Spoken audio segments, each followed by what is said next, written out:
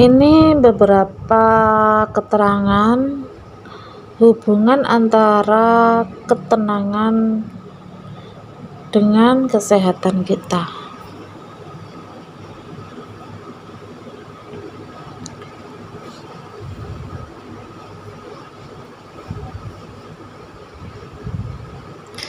Ketentraman hidup, ketentraman jiwa, atau kebahagiaan batin merupakan suatu hal yang sangat didambakan oleh semua orang. Mereka berusaha untuk mencarinya, meskipun kadang tidak dapat dicapai apa yang diharapkan.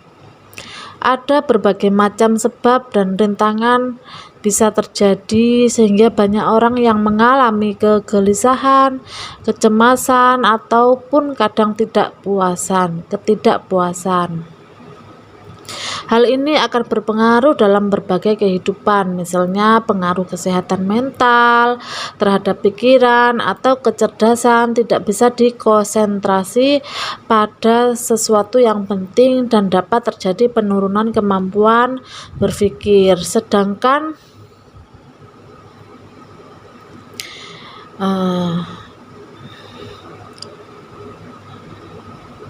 Sedangkan pengaruh kesehatan mental yang kurang baik dapat mengganggu fungsi tubuh seperti tekanan darah tinggi atau rendah, sesak nafas, jantung, dan lain sebagainya. Sebagai akibat adanya tekanan perasaan yang mengganggu pikiran serta ketenangan hati, dalam istilah psikologi disebut psikosomatis. Sesungguhnya ketenangan, ketentraman, serta kebahagiaan batin tidak banyak tergantung pada faktor luar seperti keadaan ekonomi, sosial, akan tetapi lebih berperan yaitu pada cara dan sikap menghadapi faktor-faktor tersebut. Orang yang sehat mentalnya tidak akan merasa putus asa, pesimis, ataupun apatis, karena ia akan menghadapi semua rintangan atau kegagalan dalam hidup dengan tenang dan wajar, dan menyadari kegagalan itu sebagai suatu pelajaran yang akan membawa sukses nantinya. Menurut Dr. Jalaluddin, kesehatan mental merupakan suatu kondisi batin yang senantiasa dalam keadaan nyaman, aman, dan tentram. Dan upaya untuk menemukan ketentraman batin dapat dilakukan antara lain melalui penyerahan diri sepenuhnya pada Tuhan Yang Maha Esa.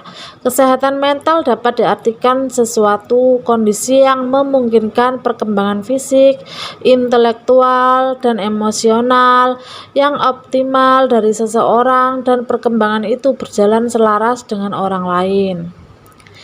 Kriteria kesehatan mental. Kriteria umum secara singkat, orang yang sehat mentalnya yaitu orang yang mempunyai hubungan baik dengan dirinya, orang lain, dan dunia, serta dengan Tuhannya. Sedangkan secara khusus dapat dijelaskan sebagai berikut: mempunyai pandangan yang memadai, nilai-nilai dan sikap yang sehat, memiliki filsafat hidup berupa ide-ide, kepercayaan, prinsip-prinsip yang benar, serta mampu mengarahkan pikiran, sikap terhadap dirinya, orang lain, dunia, dan Tuhan. Sebagai contoh, bila seseorang memiliki firasat hidup untuk beribadah, maka segala akal pikiran serta tenaga disumbangkan untuk beribadah.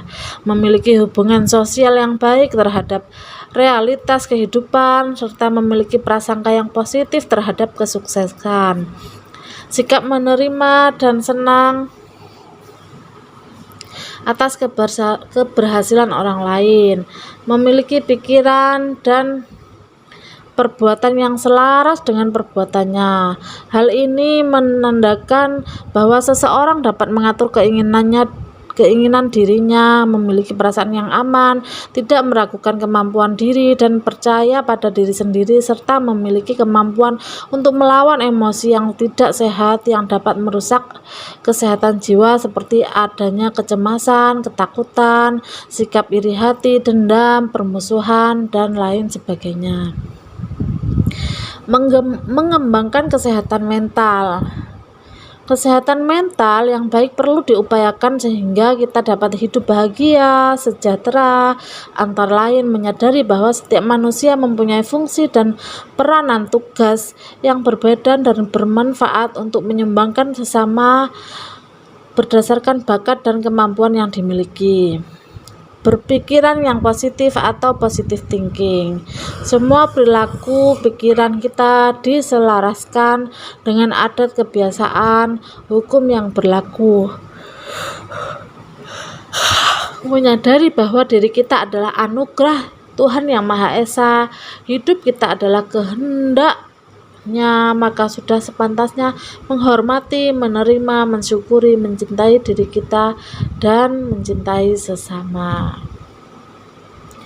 Itu sedikit keterangan dari Guru Eka Nurdianto SPD tentang kesehatan mental.